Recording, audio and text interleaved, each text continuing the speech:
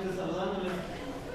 Vamos a iniciar una nueva clase de matemáticas. En esta vez vamos a ver las razones trigonométricas. El objetivo principal es ver cómo se aplican las razones trigonométricas en la resolución de situaciones de la vida diaria. En este caso, vamos a trabajar con ejercicios específicos. Determinar el ángulo promedio de tiro de este curso para ver la probabilidad de encestar un ángulo. Las razones trigonométricas, como decía, es un tema sumamente interesante en donde nos permite calcular varias distancias, alturas. Muchas de las veces nosotros preguntamos, pero ¿cómo hicieron eso? ¿Dónde midieron a lo largo de la historia? ¿Cómo harían para medir eso? ¿Cómo harían para medir esto? Simplemente por esta aplicación de este tema, que muchas de las veces nosotros no le vemos, como les he dicho siempre. Hay temas que nosotros pensamos que no nos sirven de nada. Hay temas que decimos, ¿para qué me sirven? Pero no nos damos cuenta que todos los días estamos aplicando. Las matemáticas están en todo. Va a la tienda, matemáticas. En la casa, matemáticas. En todo, matemáticas. Un problema grande que tienen los estudiantes de ahora: fracciones. ¿Para qué utilizo? Siempre estamos utilizando. ¿Sí? La fracción es una división, es una partición. Si usted tiene una golosina que desea compartir con su compañero, ¿qué le hace? Le está dividiendo, le está partiendo, le está fraccionando. En la casa, cuando supongamos en un cumpleaños, tienen que repartir el pastel. ¿Qué está haciendo? Tienen un pastel. ¿Y qué van a hacer? Se le divide y esas son fracciones. Y muchas de las veces algunos estudiantes preguntan, ¿y para qué me sirve esto? Si ven como si se necesita, simplemente lo que nosotros ¿qué tenemos que hacer? Es relacionar, ¿sí?, con la vida cotidiana. Lo aprendido con la vida cotidiana. Eso tenemos que hacer. Y ver en dónde le aplico. Muchas de las veces no nos damos cuenta y por eso, jóvenes, sí les invito a que en todas las asignaturas, a ver en qué aplicamos lo que hemos aprendido. Sí, las matemáticas es el cimiento fundamental de la ciencia, está abajo, ¿sí? De ahí parte todo. Entonces, para iniciar con esto de las funciones trigonométricas, vale aclarar que las funciones trigonométricas se aplican a los triángulos rectángulos. Y los triángulos rectángulos tienen 9 elementos, que son 3 vértices, 3 ángulos y 3 lados. Resolver un triángulo rectángulo significa encontrar las medidas de esos elementos. ¿Ya? Y nosotros, ¿qué entendemos por ángulo? ¿Qué hemos aprendido por ángulo? Recordemos que ángulo venimos manejando desde la escuela. Distancia entre la apertura entre dos líneas. La abertura entre dos líneas que se cortan es un ángulo. Dos líneas cualquiera que se corten, estos son ángulos. Aquí tenemos 4 ángulos. Todos esos son ángulos.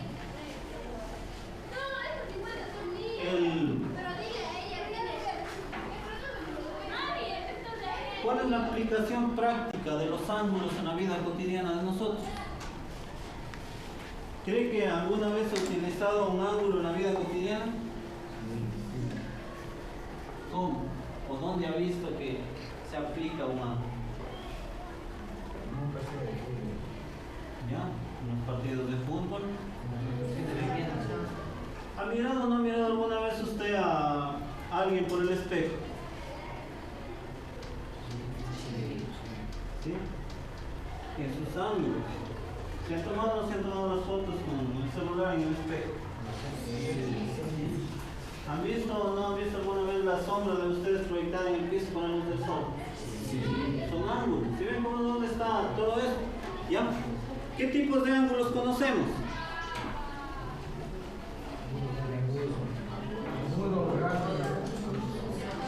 Agudo, grave. Ángulos agudos, ángulos graves.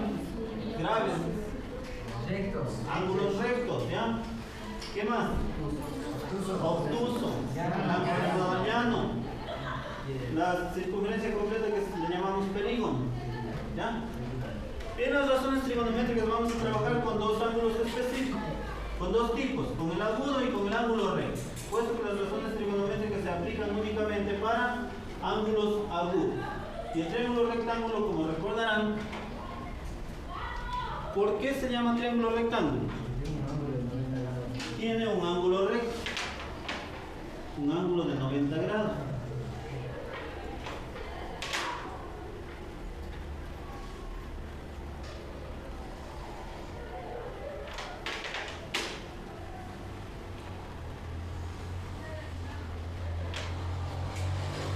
Tenemos un triángulo rectángulo.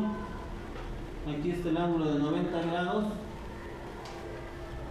Y como les decía, los elementos tienen tres vértices, los pueden llamar A, B y C. Esto es tradicional, pero se puede con cualquier letra. Les pongo A, B y C porque Pitágoras viene dado con estas tres letras. Pero después veremos ya, le cambiaremos de letras para que ustedes le dominen de la mejor manera. Los lados, ¿con qué se nombran? Letras minúsculas de sus ángulos opuestos. ¿Y qué son las razones trigonométricas? Es la relación que existe entre los lados del triángulo rectángulo. Recordemos que para resolver un triángulo rectángulo, para resolver los lados de un triángulo rectángulo, aplicamos un teorema famoso de un filósofo matemático famoso que se llama Pitágoras. ¿Y cómo es el enunciado de C al cuadrado? No se memoricen eso. Hipotenusa al cuadrado es igual a la suma de los cuadrados de los catetos. Hipotenusa al cuadrado, en este caso C, es igual a la suma de los cuadrados de los catetos. Recordemos, les decía, esto aprendemos nosotros mecánicamente, por memoria, ¿sí? Siempre nos han indicado hipotenusa C, catetos A, B. ¿Pero por qué? ¿Cómo reconozco quién es un cateto, quién es una hipotenusa? Si yo les cambio de letras eso.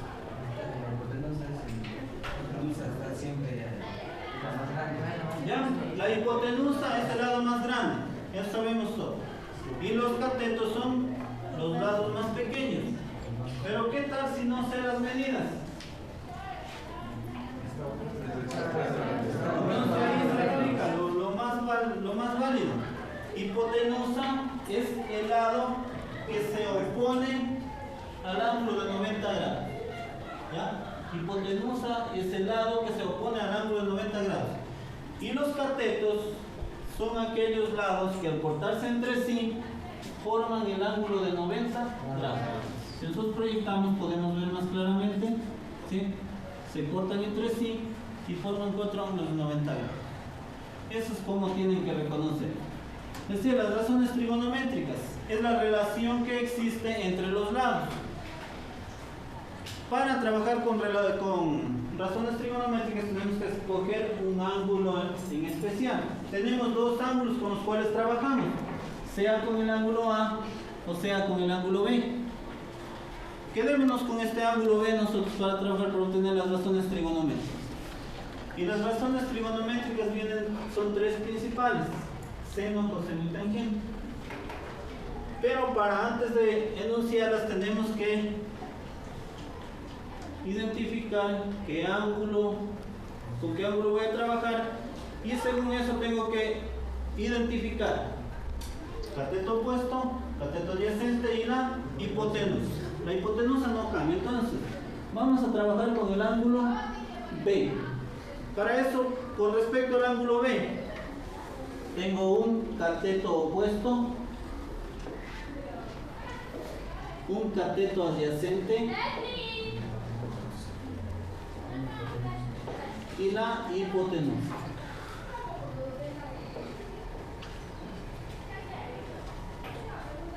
Recordemos que tenemos dos catetos. Con respecto al ángulo B, ¿quién es el cateto opuesto? El lado B minúscula. Cateto cateto adyacente A minúscula y la hipotenusa C. Por definición, el seno del ángulo A está dado por cateto opuesto sobre hipotenusa. Según eso, ¿cómo nos queda? Según las letras que nos nombramos. B sobre C. Coseno del ángulo A está dado por cateto adyacente sobre hipotenusa. Según lo que tenemos ahí, cateto adyacente es A sobre C. Tangente del ángulo A está dado por cateto opuesto sobre cateto adyacente. Según lo que tenemos nombrado, nos queda B sobre A. Esas son las tres razones trigonométricas principales. Las razones trigonométricas son 6. De la inversa de ellas se derivan las tres siguientes. De la tangente se deriva la cotangente. Si recuerdo es la inversa, damos la vuelta. Cateto adyacente sobre cateto opuesto, es decir, A sobre B. Del coseno se deriva la secante, que es la inversa, hipotenusa sobre cateto adyacente, C sobre A. Y del seno se deriva la cosecante. Del ángulo A damos la vuelta, hipotenusa sobre cateto opuesto. ¿Qué nos queda? C sobre B. Como podemos ver, ahí tenemos las 6 razones trigonométricas.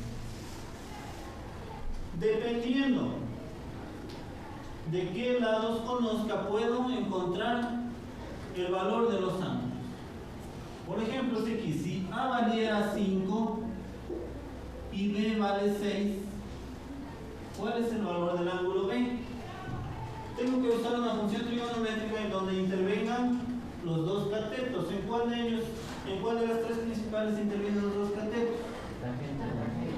Aquí en la tangente. Entonces, tangente del ángulo B es igual a B sobre A, es decir, B que vale 6 sobre A que vale 5. Por lo tanto, el ángulo B es igual a ¿qué? Tangente inversa de 6 quintos. ¿En los calculadores se pueden ayudar? ¿Cuánto me da eso? 50,19 grados. Y así podemos sacar cualquier ángulo.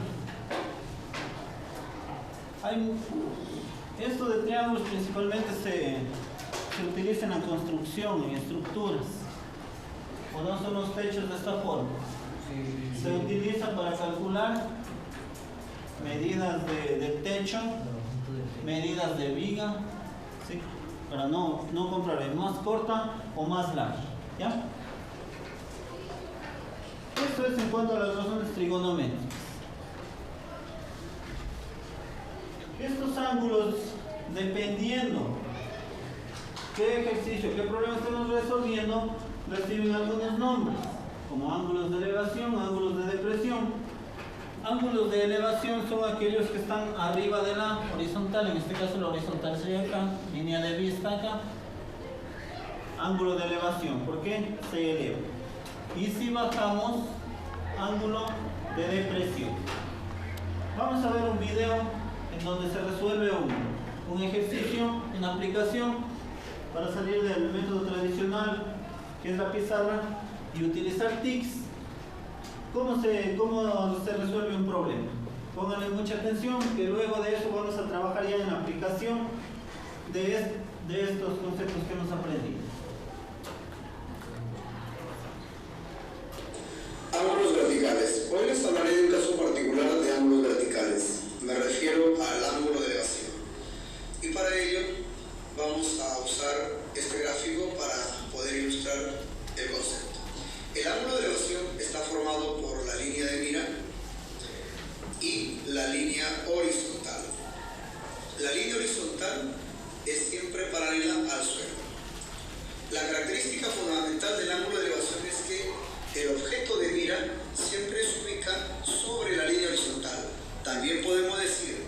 que el ángulo de elevación se caracteriza porque la línea de mira se encuentra sobre la línea horizontal. Estas dos líneas forman el ángulo de elevación. Vamos a ver ahora un problema en el cual se involucra este concepto. El problema dice lo siguiente: una persona de raíz 40 metros de altura observa la parte superior de un poste y lo hace con un ángulo de elevación de 30 grados. Luego se acerca 8 metros y nuevamente observa el mismo punto, pero en esta ocasión lo hace con un ángulo de elevación de 60 grados. El problema nos pide encontrar la altura del poste. Vayamos a resolver el problema. Analicemos la información. Como dato tenemos que la persona mide raíz cuadrada de 3 y que al inicio observa la parte más alta del poste con un ángulo de elevación de 30 grados. Graficamos el suelo. Aquí tenemos a la persona, el poste. El poste es perpendicular al suelo, por eso colocamos un ángulo de 90 grados aquí. La persona mide raíz cuadrada de 3 metros y desde este punto observa la parte más alta del poste de la línea de mira, recordando la línea de mira, con un ángulo de elevación, y se observa con un ángulo de elevación de 30 grados. Entonces, para colocar el ángulo de elevación tenemos que colocar la línea de mira y la línea horizontal. La línea horizontal, por ser paralela al suelo, también corta perpendicularmente al poste. Esto es la línea horizontal. Entonces, el ángulo de elevación está formado por la línea horizontal y la línea de mira. Recordemos que la línea de mira, en el ángulo de elevación, siempre se ubica la línea de mira sobre la línea horizontal. Ahí está el ángulo de elevación y es de 30 grados. A ver, ¿qué más información tenemos? Además, el problema informa de que la persona se acerca a 8 metros y después de haber acercado 8 metros, de ese punto donde se encuentra, nuevamente observa la parte alta del poste, pero con un ángulo de 60 grados. Entonces, hacemos que la persona se desplace hasta ahí y el desplazamiento, según el problema, debe ser de 8 metros. Ahí lo tenemos, de 8 metros. Entonces, desde esta posición nuevamente observa la parte más alta del poste y lo hace con un ángulo de elevación de 60 grados. No olvidemos que el ángulo de elevación está formado por la línea de mira y la línea horizontal. Entonces, este es el ángulo de elevación de 60 grados. Finalmente, el problema nos pide que calculemos la altura del poste. Nos piden calcular la altura del poste. Ahí está. Ahora vayamos a ubicar la información y movilizar datos para poder interpretarlo matemáticamente. Nos piden la altura del poste. Tenemos como dato la altura de la persona. Desplazamos un poquito el gráfico para ir ubicando y ponernos cómodos con la información. Esto equivale a la altura de la persona porque acá se forma un rectángulo. El rectángulo se caracteriza porque los lados opuestos son iguales. Entonces, una parte de la altura del poste mide raíz de 3, faltaría la otra parte. Todo este es el poste, la altura del poste. Entonces nos faltaría encontrar este tramo, que le vamos a llamar X. Encontrando este tramo, ya sumaríamos con raíz de 3 y finalmente podríamos hallar la altura del poste. Bien, vamos a desplazar algunos datos, ubicarlos para tener mayor comodidad. Vamos a colocarle a los vértices letras. Ahí está. Ahora sí, les voy a pedir que presten atención al siguiente triángulo. El triángulo ABD. En este triángulo ABD, el ángulo de 60 grados es un ángulo externo. Y por teorema del ángulo exterior de un triángulo, sabemos que los ángulos internos no adyacentes, que en este caso es 30 grados, y este ángulo que no conocemos, deben sumar al ángulo exterior, que es 60 grados. Y para que eso resulte así, este ángulo tiene que ser de 30 grados. lo que hace que el triángulo ADB, que está pintado de color amarillo, sea un triángulo isósceles. A ángulos iguales se oponen lados iguales. Eso hace que el lado AD, que es igual al lado DB, mida también 8 metros. Ahora les invito a observar al triángulo rectángulo BCD, que se ha pintado de color amarillo. El triángulo rectángulo BCD es un triángulo rectángulo conocido. Uno de sus ángulos agudos mide 60 grados, entonces el otro ángulo agudo medirá 30 grados. Es un triángulo rectángulo notable de 30 grados y de 60 grados. Conocemos su hipotenusa. ¿Cuánto mide? 8 metros. Entonces podemos conocer la medida de sus catetos. Por ejemplo, el cateto que se opone a 30 grados sabemos que es la mitad de la hipotenusa. Eso significa que esto mide 4 metros. La mitad de 8 es 4.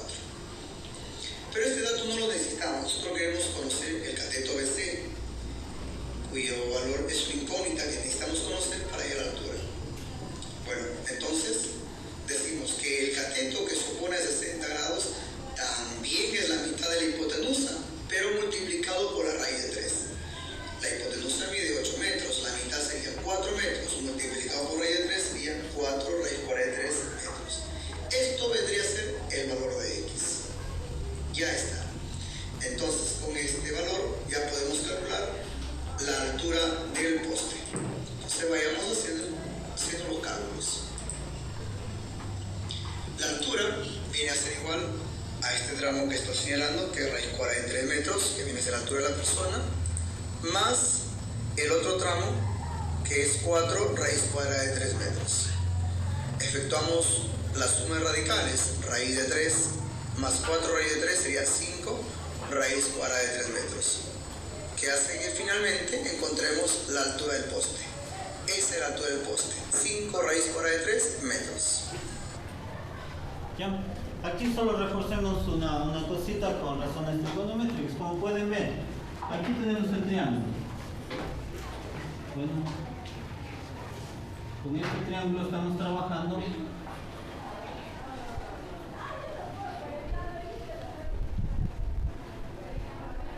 ¿Qué tenemos? Un ángulo de 60 y una hipotenusa. ¿Qué necesito? Cateto, ¿qué es? Con respecto a este ángulo, ¿qué necesito? ¿Cateto opuesto o el adyacente? Opuesto. Entonces apliquémoslo.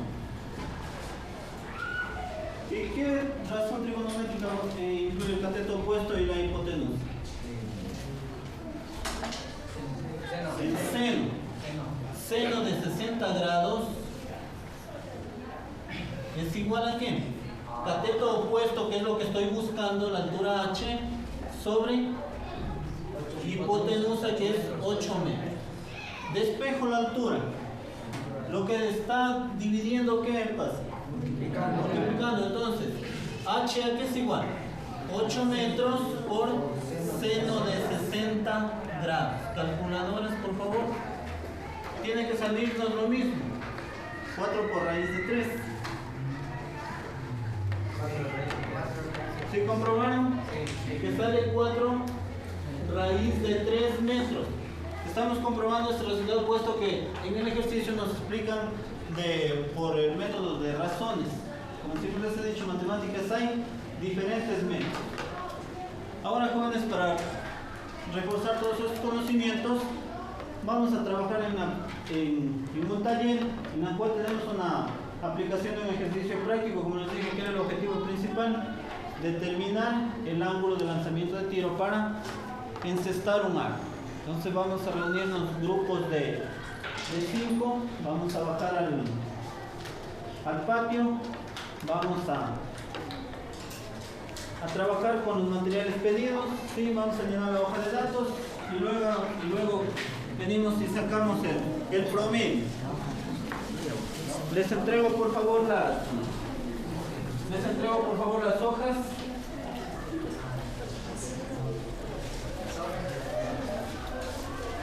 Y nos reunimos por favor de grupos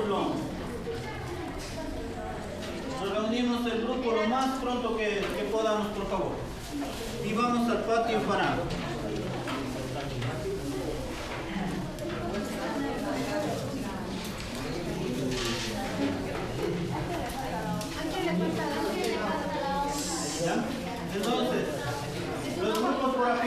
favor, vamos y nos ubicamos a trabajar uno en cada aro de las dos canchas que estamos abajo. Por favor.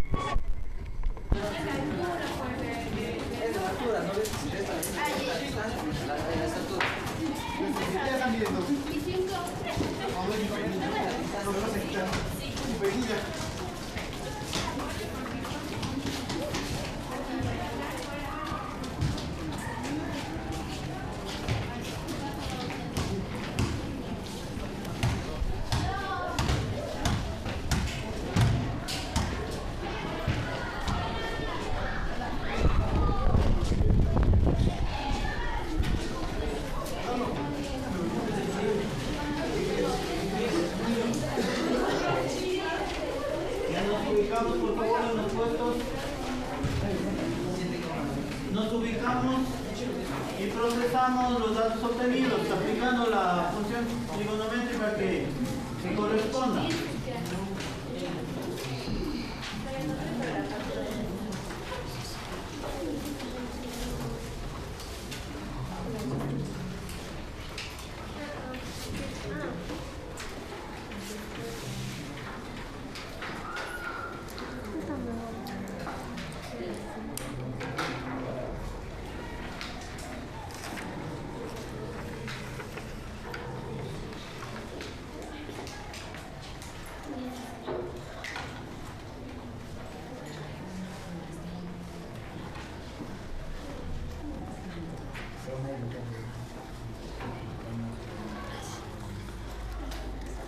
¿Le promediamos todo? Sí, saquen, cada grupo me da el promedio, me da el valor del ángulo, se da un promedio. 17,40. A ver, grupo 1, 17,40. 17,40 grados. El segundo grupo. Grupo 2, 18,32. Grupo 2 tiene 18,32 grados. Grupo 3, 19,15 grados. Grupo 4, 18,39.